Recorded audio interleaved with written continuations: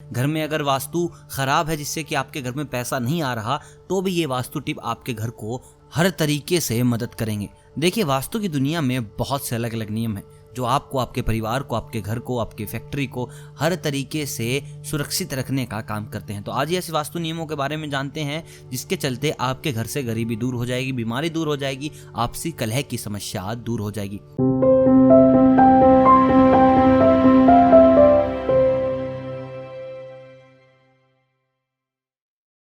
दोस्तों, आज मैं आपको कुछ ऐसी वास्तु टिप्स देने वाला हूं जिसके चलते आप अपने घर में कैश फ्लो की दिक्कत को बिल्कुल ठीक कर लेंगे। घर में अगर वास्तु खराब है जिससे कि आपके घर में पैसा नहीं आ रहा, तो भी ये वास्तु टिप आपके घर को हर तरीके से मदद करेंगे। देखिए, वास्तु की दुनिया में बहुत से अलग अलग नियम हैं जो आपको, आपके परिवार को, आपके घर को, आपकी फैक्ट्री को हर तरीके से सुरक्षित रखने का काम करते हैं। तो आज ऐसे वास्तु नियमों के बारे में जानते हैं जिसके चलते आपके घर से गरीबी दूर हो जाएगी, बीमारी दूर हो जाएगी, आपसी कलह की समस्या दूर हो जाएगी। देखिए दोस्तों, ऐसे 5 काम जो आपको अपने घर में नहीं करवाने। कोई भी रिश्तेदार आए, कोई भी दोस्त आए, उसको साफ साफ इनकार कर दीजिएगा कि भाई देखिए, अगर ये काम करना है तो हमारे घर से प्लीज चले जाइए, ये आपके घर में कीजिए, और उसको समझा भी दीजिए कि वास्तु के नियमों के तहत ऐसा किया जा रहा है, अन्यथा हमको कोई दिक्कत नहीं है। अगर आप यहाँ कुछ ऐसा करेंगे तो आपको भी इसका दुष्परिणाम झेलना पड़ सकता है। ना कि बस हमारा परिवार, बल्कि आपका परिवार भी खतरे की चपेट में आ सकता है। देखिए दोस्तों, पहली चीज क्या है, देखिए चाहे कोई भी मेहमान आए, कोई भी इंसान आए आपके घर पे,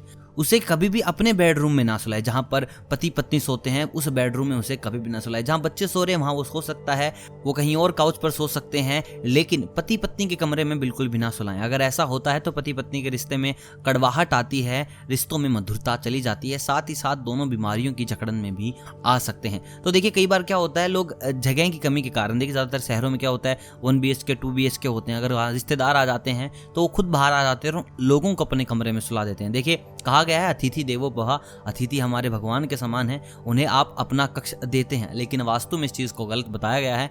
उन्हें अपना कक्ष देने के अलावा आप और भी काम कर सकते हैं जो उनकी बेहतरी के लिए हैं, लेकिन ऐसा करके आप अपनी जिंदगी में भी जहर घोल देंगे और सामने वाले की जिंदगी में भी जहर घोल देंगे। दोस्तों, दूसरी चीज, आप अपने घर में किसी और इंसान की नजर ना उतारे। अगर आप ऐसा करते हैं, किसी दूसरे इंसान की नजर आप अपने घर में उतार रहे हैं, तो समझ लीजिए उसकी सारी बुरी शक्तियां, सारी नकारात्मक ऊर्जाएं, उसकी नजर आप अपने घर में ला रहे हैं। दोस्तों, चाहे कितना भी यारा प्यारा इंसान हो, कोई भी आपके कितने करीबी हो, लेकिन उसकी नजर आप अपने घर में ना उतारे, उसे अपने घर जाने दे, वहीं उसकी नजर उतरे तो ज्यादा अच्छा रहेगा। देखिए, हर घर की अपनी शक्तियां होती हैं, हर घर का अपना एक दायरा होता है। तो अगर आप ऐसा करते हैं, किसी की बुरी नजर आप अपने घर में उतारते हैं, तो आपके घर में नकारात्मक ऊर्जाएं प्रवेश कर लेंगी जो आपके परिवार के लिए बिल्कुल भी अच्छा नहीं है। वो नजर आपको भी लग सकती है, आपके परिवार में किसी भी सदस्य को लग सकती है, आपके घर को लग सकती है, या फिर मैं कहूँ आपका पूरा परिवार ऐसी परिस्थितियों में आ जाएगा जहां आपको समझ नहीं आएगा कि अच्छा क्या है, बुरा क्या है। सब कुछ ठीक करने के बावजूद भी आप हमेशा परेशानियों के घेरे में रहेंगे। सब कुछ अच्छा करने के बावजूद भी आपके साथ कुछ अच्छा नहीं होगा। तो इस चीज का ख्याल रखें, किसी की भी नजर अपने घर में ना उतारें। दोस्तों, तीसरी बात, अगर कोई अपने जूते, चप्पल, वस्त्र आपके घर में छोड़ जाता है तो जितना जल्दी हो सके उसे वापस कर दीजिए। देखिए, कपड़ों में, जूतों में, चप्पल में एनर्जी होती है, मतलब कि सकारात्मक ऊर्जा होती है, नकारात्मक ऊर्जा होती है। तो अगर आप ऐसा करते हैं, किसी के जूते, चप्पल, वस्त्र आप अपने घर में रखते हैं, तो आप उसकी नकारात्मक ऊर्जाएं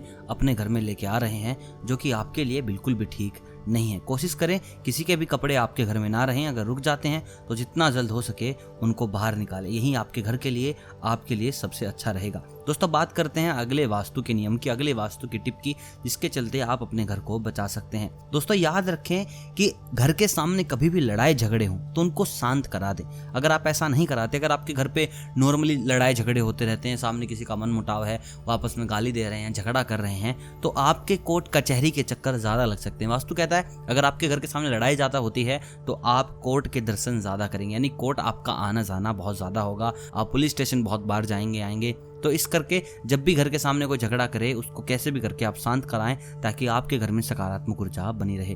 दोस्तों, आखिरी में बात करते हैं सबसे अहम नियम की, जिस पर आप बिल्कुल भी गौर नहीं करते। दोस्तों, आपके घर पे कोई मेहमान आ जाता है, आपसे नील कटर मांगता है, आप दे देते हैं, वो अपने नाखून काट लेते हैं, लेकिन ये चीज वास्तु के नियमों में गलत है। ये वास्तु टिप आपके जीवन को बदल सकती है। किसी भी इंसान के नाखूनों को अपने घर में ना काटने दे। फर्क नहीं पड़ता कि वो इंसान आपको कितना चाहता है, आपका कितना करीबी है। अगर वो नाखून आपके घर में काट रहा है तो आपके घर में बीमारियों को न्योता दे रहा है, वो आपके घर में नकारात्मक ऊर्जाएं लेके आ रहा है, जिससे कि आपके घर में पैसों से संबंधित परेशानियां हो सकती हैं। या फिर स्वास्थ्य संबंधी, तो अपने आप को बचाएं। ऐसा बिल्कुल भी ना करने दें। अगर कोई इंसान ऐसा करे तो बिल्कुल उनको मना कर दीजिए। दोस्तों मुझे कमेंट करके बताएं कि मेहमान जब आपके घर में आते हैं तो मैक्सिमम कौन सी एक्टिविटी करते हैं जिससे कि आपको थोड़ी बहुत इरिटेशन हो जाती है कि नहीं यार ये करना गलत है, या फिर आपको लगता है कि यार ये चीज़ किसी मेहमान को नहीं करनी चाहिए। वीडियो अगर पसंद आया तो वीडियो को लाइक कीजिएगा, चैनल को कीजिएगा सब्सक्राइब अगर नए हैं तो। मैं मिलता हूँ आपसे बहुत जल्द वास्तु के कुछ और नियमों के साथ। तब तक आप सभी को अलविदा।